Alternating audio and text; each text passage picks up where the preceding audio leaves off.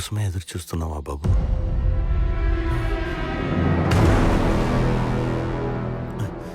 బండి ఆగింది, మెకానిక్ కోసం వెయిట్ చేస్తున్నా. మీకోసం నేనెందుకు చూస్తాను సార్? మీరెవరండి? మా అబ్బాయి నీతో ఫోన్లో మాట్లాడేటప్పుడు నేను విన్నాను. నువ్వే కదా దేవా?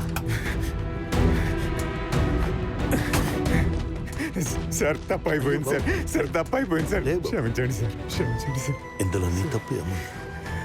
లేదు సార్, నేనేదో లారీ కాసిపడి ఇలాంటిదేదో చేద్దాం అనుకున్నాను సార్. బాబు క్షమించండి సార్.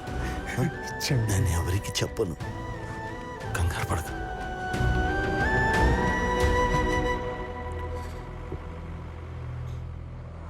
వాడు ఏదో ఆవేశంలో నిర్ణయం తీసుకున్నాడు అనుకున్నాను.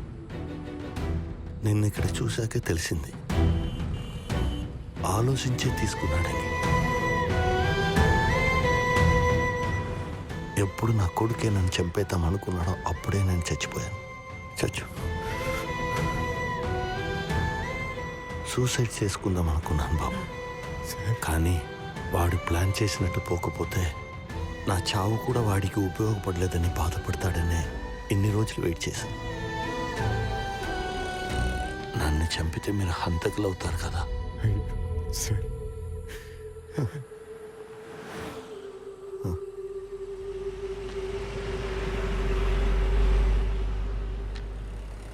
మీకు కావాల్సింది నా చావే కదా.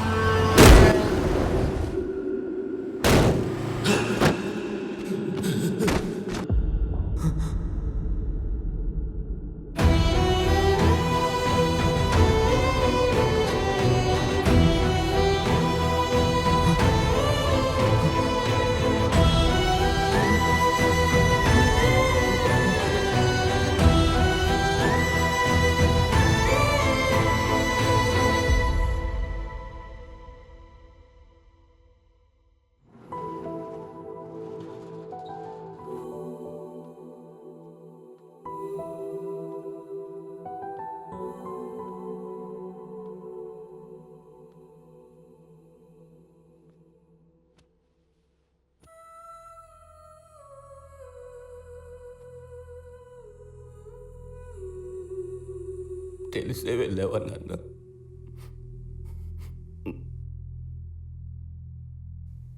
నేను అంతకుని కూడా కాకూడదు అనుకున్నావు కదా.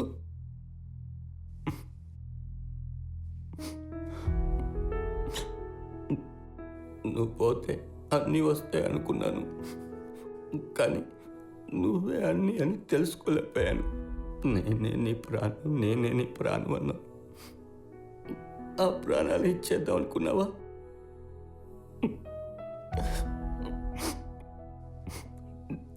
నేను క్షమించమని కూడా అడగలేదు నాన్న. అడిగితే నువ్వు క్షమించేస్తావు, భయం వేస్తుంది.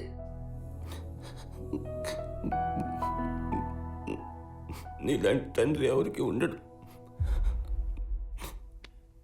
నాలాంటి కొడుకు ఎవరికి పుట్టకూడదు.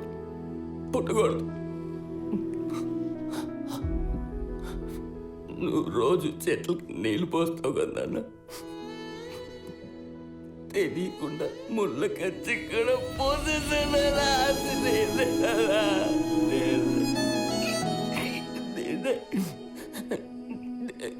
నువ్వు ఎంత ఏడ్చుంటావో ఆ లెటర్లో తెలిసిన అక్షరాలు చెప్తున్నాయి నాన్న.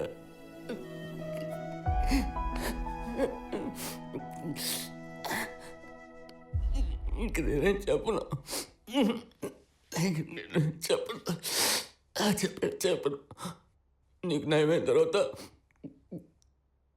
నువ్వు ఆఫీస్కి వెళ్ళాక అందరూ రామం గారు, మీ అబ్బాయి రాఘవ చాలా మంచోడు, చాలా బాగుపడ్డాడు, చాలా పద్ధతిగా ఉన్నాడని అందరూ అంటారుగా, అది నువ్వు వింటావు. అందువరకు నేనేం చెప్పను. నేనేం చెప్పను.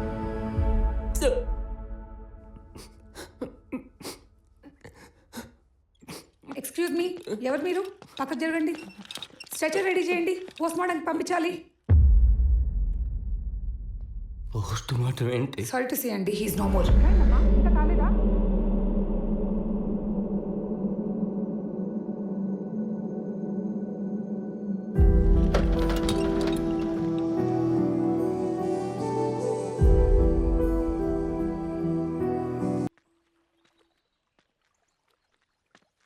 ఏంట్రా రమ్మన్నావు? ఏంటిది? మా నాన్న ఇన్సూరెన్స్ డబ్బులన్నా ఫైనాన్సర్కి ఒక మిగిలింది. లారీ కొనుక్కో. రే, మీ నాన్న చనిపోయాక నువ్వు చూసావు, నేను చనిపోతుండగా చూశాను. నాకు ఈ డబ్బులు వద్దురా, నాకొద్దు.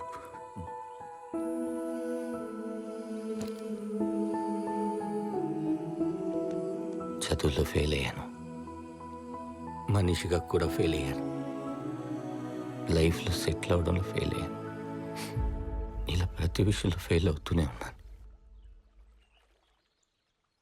అలాగే మా నాన్న విషయంలో కూడా ఫెయిల్ అయి ఉంటే బాగుంది కదన్నా.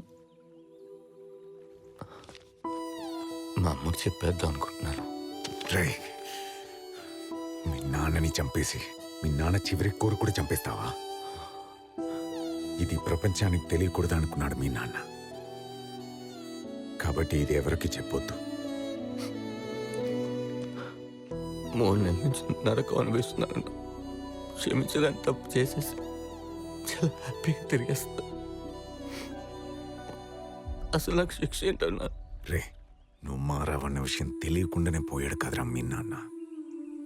అంతకన్నా పెద్ద శిక్ష ఏమైనా ఉందా?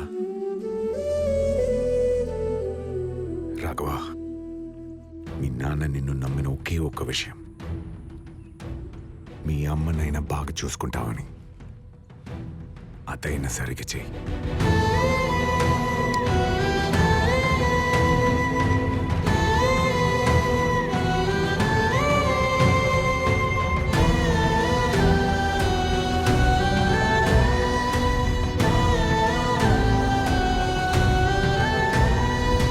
డొనేషన్ ఎవరి పేరు మీద రాయమంటారు సార్? దశరథ రావు.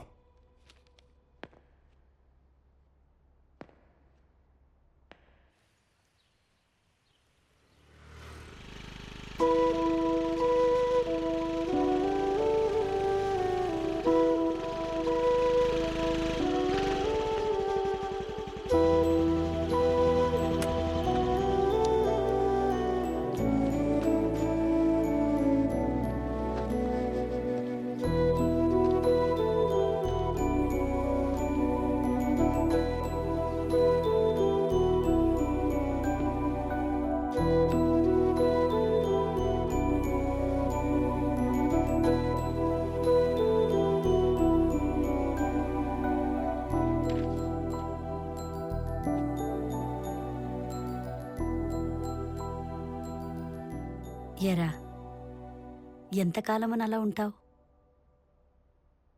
మీ నాన్న ఎక్కడికి వెళ్ళలేదురా, మనతోనే ఉన్నాడు. కాకపోతే కనిపించడంతే.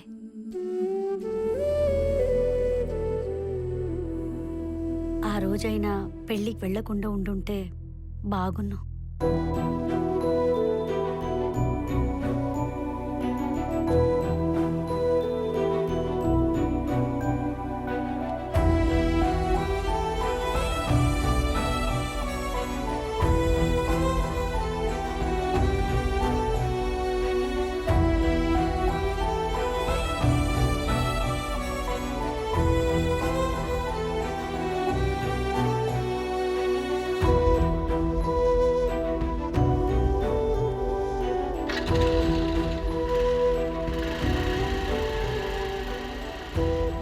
అమ్మ కోసం, నీ చివరి కోరిక కోసం ఇలా చావలేక బ్రతికేస్తున్నాను నాన్న.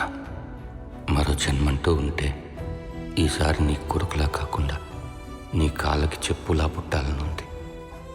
నీకు వినిపిస్తుందో లేదో తెలియదు, కానీ నీకు వినిపించేంత వరకు చెప్తూనే ఉంటాను. క్షమించు నాన్న.